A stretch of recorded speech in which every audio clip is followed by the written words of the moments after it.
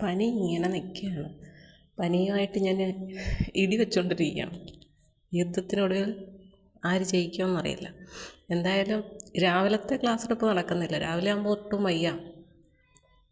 കാരണം രാത്രി നമ്മൾ മരുന്ന് കഴിച്ച് ഇത്രയും മണിക്കൂർ പിന്നിടുകയാണ്. പിന്നെ രാവിലെ ആ ഗുളിക കഴിച്ചെങ്കിൽ മാത്രമേ നമുക്ക് ആ ഒരു ബുദ്ധിമുട്ട് മാറത്തുള്ളൂ. അപ്പം അതുകൊണ്ട് അത്രയും ഡിലേ വരുന്നതുകൊണ്ട് ഇത്തിരി ബുദ്ധിമുട്ടാണ് രാവിലെ എണീക്കാൻ. പിന്നെ ഉച്ചയാകുമ്പോൾ ഇച്ചിരി ഒരു ആശ്വാസം, ഉച്ച കഴിയുമ്പോൾ ഇച്ചിരി ആശ്വാസം കൂടുതൽ കിട്ടും. വൈകുന്നേരത്തെ ക്ലാസ്സിന് പോകുന്നുണ്ട്. നാളെ രാവിലെ ഉണ്ട് ക്ലാസ്. ഇനി എങ്ങനെയാണെന്ന് അറിയാം. ഇന്ന് രാവിലെ തന്നെ പോയില്ല. അങ്ങനെ പനിയായിട്ടാണ്. മഴയെന്ന് പറഞ്ഞു കഴിഞ്ഞാൽ ഭയങ്കര മഴയാണ്.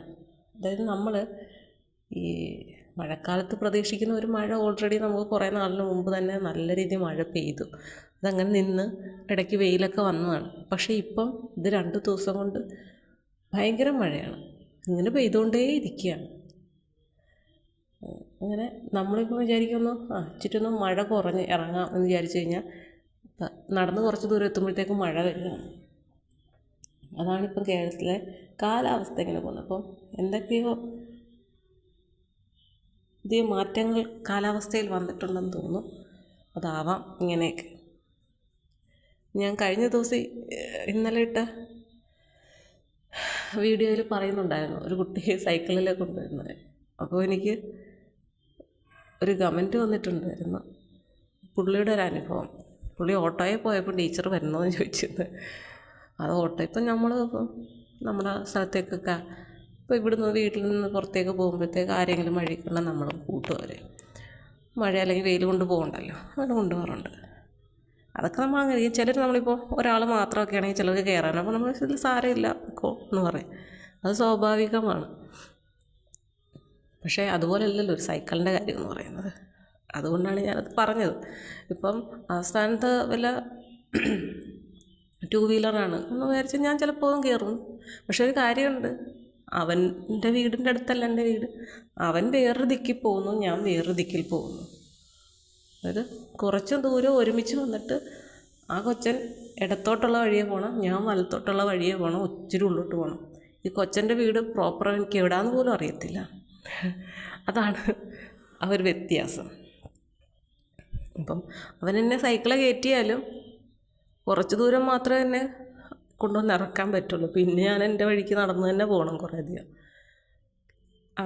ഒരു ബൈക്കൊക്കെ ആയിട്ടാണെങ്കിൽ ഇച്ചിരി ഉയർന്ന ഒരു ക്ലാസ്സിലെത്തിയിട്ട് ശേഷമാണെങ്കിൽ അത്യാവശ്യമാണെങ്കിൽ ചിലപ്പോൾ ഞാൻ കയറി നിന്നിരിക്കും. ഇപ്പം വേറെ ഏതെങ്കിലും കാറിൽ വരുന്നു, വേറെ ആളുകളൊക്കെ ഉണ്ട്, ചിലപ്പോൾ ഞാൻ കയറും. അതെ, നമ്മൾ പഠിപ്പിച്ച ഒരു കുട്ടിയെന്ന് പറയുമ്പം അതിന് നമ്മൾ കാണുന്ന ഒരു വാല്യൂ ഉണ്ട്. അത് ചിലപ്പം കയറാതെ ഇരിക്കാം. ഇനി ഇതൊക്കെ ഓരോരുത്തരുടെ മനസ്സാണ്. ചിലരൊക്കെ എത്ര നിർബന്ധിച്ചാലും കയറത്തില്ല. ഞാനിതിനൊരു ഉദാഹരണം നേരത്തെ ഒരു വീഡിയോയിൽ പറഞ്ഞിട്ടുള്ളതാണ്. കാരണം ഒരു ചേച്ചിയോട് ഇങ്ങനെ ചോദിച്ചു, നിങ്ങൾ 2 സ്ഥലത്തു നിന്നല്ലേ വരുന്നത്, അപ്പം പിന്നെ വണ്ടിയിൽ കയറി പോകരുതോ എന്ന് ചോദിച്ചു. അപ്പോൾ ഹസ്ബൻഡ് പറഞ്ഞിട്ടുണ്ട് ആരുടെയും വണ്ടിയിൽ കയറരുത്, കാറിലായാലും കയറരുത്. കാരണം തിരക്കിയപ്പോൾ എന്താണ്, വല്ല അപകടവും സംഭവിച്ചു കഴിഞ്ഞാൽ അറിയാവുന്ന ആൾക്കാർ ചിന്തിക്കും, എടാ ഇവളെന്തിനാ ഇവൻ്റെ കൂടെ വന്നേ എന്ന് ആൾക്കാർ ചിന്തിക്കും. അവരോരോന്നൊക്കെ പറഞ്ഞുണ്ടാക്കുക. അതിലും നല്ലത് അങ്ങനെ കയറാതിരിക്കുന്നതല്ലേ എന്ന് ഭർത്താവ് പറഞ്ഞിട്ടുണ്ട്. അത് ഓരോരുത്തരുടെയും മനസ്സില്ലേ, നമ്മളതിൽ കൂടുതൽ എന്ത് പറയാൻ. എന്തായാലും അതങ്ങനെ ഇതിങ്ങനെ പോകും.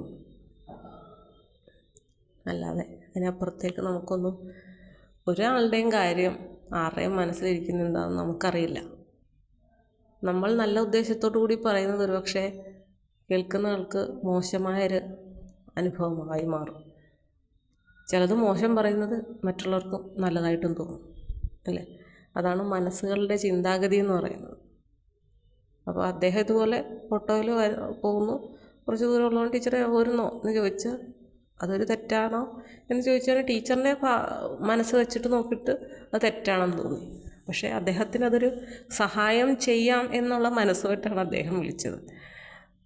അത് എന്താണ് ആ ടീച്ചറിനൊക്കെ തോന്നിയത് എന്ന് വെച്ച് കഴിഞ്ഞാൽ ഒരു പക്ഷേ അധികം പരിചയമില്ല, ഇന്നത്തെ കാലം അത്ര നല്ലതല്ല എന്നൊക്കെയുള്ള ചിന്താഗതി കൊണ്ടായിരിക്കാം.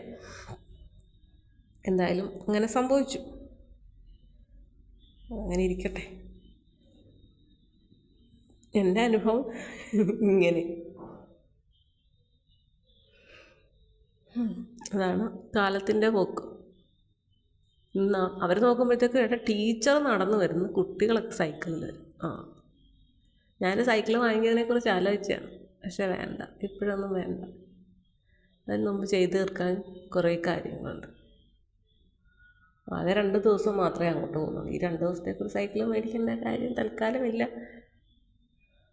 പിന്നെ സാഹചര്യങ്ങളെല്ലാം മാറി മറിഞ്ഞ് വരികയാണെങ്കിൽ മറ്റെന്തിനെങ്കിലും കുറിച്ച് ആലോചിക്കാം എന്നൊക്കെ ഇങ്ങനെ ചിന്തിക്കുകയാണ്. നടപ്പൊരു വലിയൊരു കാര്യമാണ്. എനിക്ക് ഓപ്ഷൻസ് വേറെ ഉണ്ട്. വണ്ടിയിൽ വേണമെങ്കിലും പോകാം. ഇവിടുന്ന് 2-3 ടീച്ചർമാരുണ്ട് അങ്ങോട്ട്. അപ്പോൾ അവരുടെ ആരുടെയെങ്കിലും വണ്ടിയുടെ പുറകെ കയറിയാൽ സുഖമായിട്ട് എനിക്ക് അങ്ങ് ചെന്ന് ഇറങ്ങാം. അങ്ങനെ ഒരു കാര്യമുണ്ട്. എന്തായാലും അങ്ങനെ പോട്ടെ. കാലാവസ്ഥയൊക്കെ ഇങ്ങനെ പോകുന്നു. കാലാവസ്ഥ വളരെ തണുപ്പാണ്. നാളെ കർക്കിടകം 1 അങ്ങനെ രാമായണ മാസം എത്തിയിരിക്കുന്നു. അപ്പുറത്തെ വീട്ടിൽ ചിങ്ങത്തിൽ പാല് കാച്ചാനുള്ള തകൃതിയായിട്ട് പണി നടന്നുകൊണ്ടിരിക്കുന്നു. കുഞ്ഞിനാണെങ്കിൽ പനിയുടെ ഇതുവരെ കുഴപ്പമില്ല. ഞാൻ തല കഴുകുന്നില്ല, അതുകൊണ്ട് ഇങ്ങനെ നിൽക്കുകയാണ്. ഒക്കെയാണ് ഇന്നത്തെ കാര്യങ്ങളും വിശേഷങ്ങളും ഒക്കെ. അതിൽ വരണമെന്നുണ്ട്. ഇവിടുന്ന് വൈഫൈ കിട്ടുന്നില്ല, എന്താണോ സംഭവിക്കുന്നതെന്നറിയില്ല. അതുകൊണ്ടാണ് ഇത്തിരി നേരത്തേക്ക് നിൽക്കുന്നത്. പിന്നെ ഒത്തിരി നേരം സംസാരിക്കാനും ബുദ്ധിമുട്ടുണ്ട്. നമുക്ക് വൈകിട്ട് രാത്രിയിൽ ലൈവിൽ വരാൻ നോക്കാം. ഓക്കെ.